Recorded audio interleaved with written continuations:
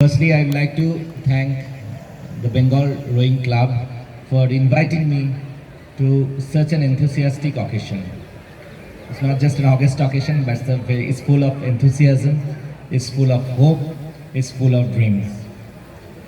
I just heard that 43 schools have participated in this competition, and with around 250, like 243 to be precise, 243 participants in this competition, and not just the participants, their parents who have been their pillar of strength.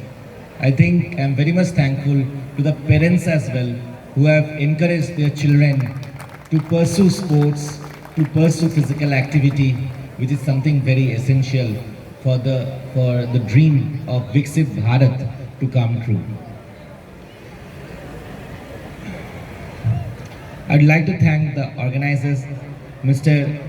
Manish Jhajar, Sri Chandan Rai Chaudhary, Anupam Da, Ujjal Kumar Digar and Raj Bansal who are on the stage.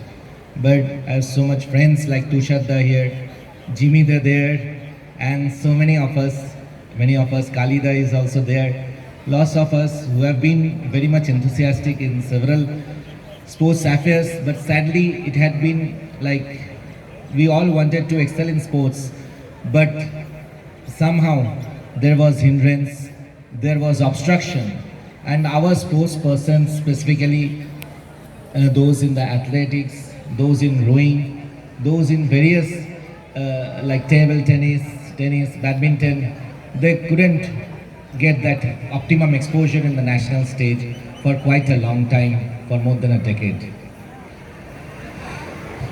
তো আমি সবাইকে বলবো শুভ সন্ধ্যা।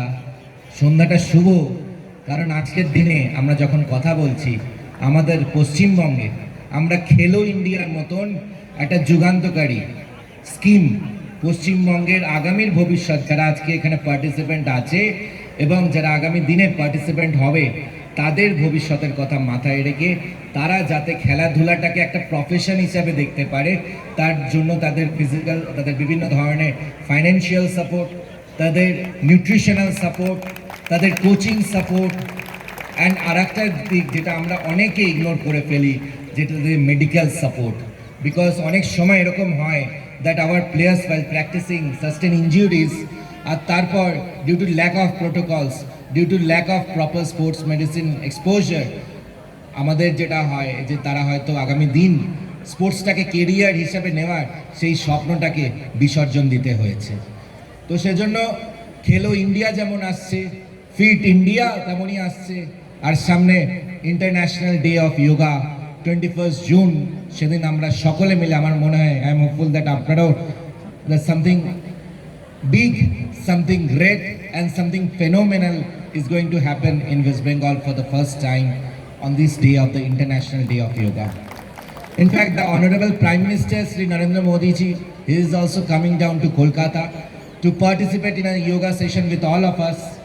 Many of us who are here, they will also be participating in the Red Road program. But those who won't be able to go to the Red Road program, they are most welcome to do the yoga, to observe yoga sessions, be it in the club premises, be it in the grounds, be it in your area, be it in your locality, be it in your schools, colleges and other institutions and workplaces. And yoga is not just for the International Day of Yoga also.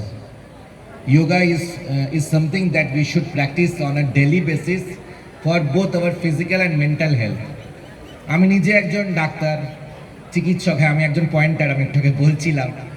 তো I am very much happy also যে এখানে আমার pointer টিমটা জিতে গেছে।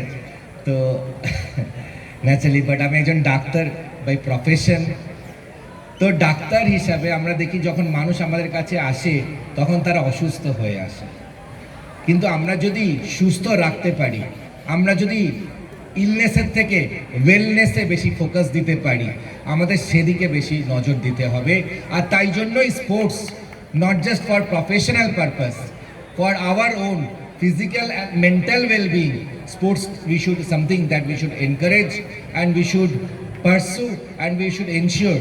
জোর করতে বলছি না, বাট যারা খেলতে ভালোবাসে, যারা খেলাধুলার মধ্যে থাকতে ভালোবাসে, তারা প্রত্যেকে যেন খেলাধুলার মধ্যে থাকে। এবং বিশেষ করে আমি যার জন্য ফার্স্টেই বললাম, I am very much thankful যে সেই সকল প্যারেন্টসদের যারা পড়াশোনাও করায় ছেলে মেয়েদের, আবার খেলাধুলার জন্য ছেলে মেয়েদের এনকারেজ করতে আসে। তো সেজন্য তাদের টাইম দিচ্ছে, তাদের এফার্টস দিচ্ছেন অ্যান্ড তাদের সাপোর্ট, সেটা something that is going to B much very much phenomenal and something আমি বলবো যে খুব নট জাস্ট কনস্ট্রাকটিভ, এটা লং টার্মে আপনার ছেলে মেয়েরাও হয়তো এখন ওরা বুঝতে পারছে না, ভাবছে এটাই হয়তো সব বাবা মাই করে, বাট আপনারা যেটা করছেন ওরা যখন 20 বছর বাদে যাবে তখন দেখবে how their parents were someone, মানে খুব বেশি একটু ডিফারেন্ট ছিলেন, অ্যান্ড তার সাথে তাদের ডেপথও ছিল ছেলেদের এত ভালো একটা মানুষ হিসাবে তৈরি করার জন্য। তাই জন্য আর এদিকে যখন আমাদের দীর্ঘদিন ধরে এটা একটা প্রবলেম ছিল যে খেলাধুলাকে খুব একটা এনকারেজ হতো না, খেলাধুলা অবহেলিত ছিল এবং আমাদের পশ্চিমবঙ্গে খেলোয়াড়রা বঞ্চিত ছিল, অবহেলিত ছিল এবং তাদেরকে পরিযায়ী করে হয়ে গেছিল। দুর্ভাগ্য যে আমাদের এখানে কেউ ফুটবল খেলতে, মানে সন্তোষ ট্রফিতে ওয়েস্ট বেঙ্গলকে রিপ্রেজেন্ট করার সুযোগ পাচ্ছিল না। সে উত্তরপ্রদেশে গিয়ে সেখানে প্র্যাকটিস, সেখানে এক্সপোজার পেল, উত্তরপ্রদেশে গিয়ে সন্তোষ ট্রফি খেলছে আমার বাংলার ছেলে। আমাদের বাংলার মেয়ে টেবিল টেনিস খেলতে ত্রিপুরা চলে যাচ্ছে, কেউ হকি খেলতে চাইলে উড়িষ্যা চলে যেত, কারণ এখানে তারা সাপোর্ট পাচ্ছিলেন না। And now with a new dawn in West Bengal, যেখানে নতুন অনেক কিছুই হচ্ছে, নতুন যেমন ইনভেস্টমেন্ট আসছে, নতুন ইন্ডাস্ট্রি আসছে, নতুন বিনিয়োগ আসছে, নতুন হোপসও এসছে। And similarly sports is something that we are going to witness a phenomenal change in the years to come in West Bengal. আর আমরা সেইভাবেই কাজ করছি। আমি মানে ঢুকছিলাম যখন একজন জার্নালিস্ট ভাই আমাকে জিজ্ঞেস করছিলেন যে আপনি কোন টিমকে সাপোর্ট করেন ওয়ার্ল্ড কাপে। সত্যি কথা বলতে ওয়ার্ল্ড কাপে খেলা তো দেখতে সবারই ইচ্ছা করে, আমি অনেক সময় হয়তো দেখেছি, কিন্তু আমি সাপোর্ট করলে সেই টিমটাকেই সাপোর্ট করব যখন আমাদের মেন ইন ব্লুরা ওয়ার্ল্ড কাপের ফাইনালে, ওয়ার্ল্ড কাপ ফাইনালস অর্থাৎ ওয়ার্ল্ড কাপের যে গ্লোবাল স্টেজে টুর্নামেন্টে আসবে। এবং তার জন্য আমরা প্রত্যেকে মিলে সেই ইনফ্রাস্ট্রাকচারটা, যাতে সেই সাপোর্ট সিস্টেমটা তৈরি করতে পারি, যাতে আগামী